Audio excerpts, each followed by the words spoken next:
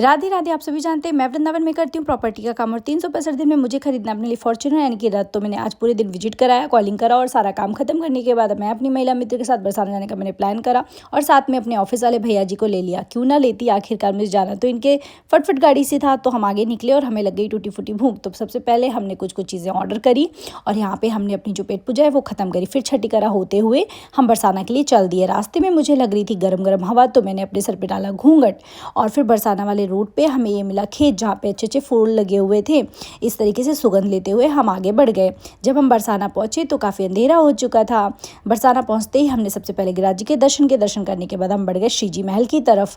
तभी हम आगे बढ़ ही रहे थे, हमें मिल जाते हैं ये बाबा जी, जो कि जब भी मैं बरसाना जाती हूँ तो हर बार मिलते हैं। तो मैं इनसे कुछ वार्तालाप करने लग गई। फिर इन्होंने मुझे भी पकड़ा दी रोटी और बोले चलो बिटिया करते हैं बंदर की सेवा। तो हम पहुँच गए उस जगह जहाँ पे हम बंदरों को खिलाते हैं रोटी। यहाँ पे मैंने बंदरों को रोटी खिला दी और श्री जी महल की तरफ मैं वापस प्रवेश कर गई, सर पे रखकर मैं अपने दुपट्टा, और फिर मैं गई श्री जी महल में। सबसे पहले मैंने श्री जी के दर्शन किए, बोलो राधे राधे। और एक चीज़ आपने नोटिस करी, मैंने और श्री जी ने सेम कलर के कपड़े पहने हुए हैं।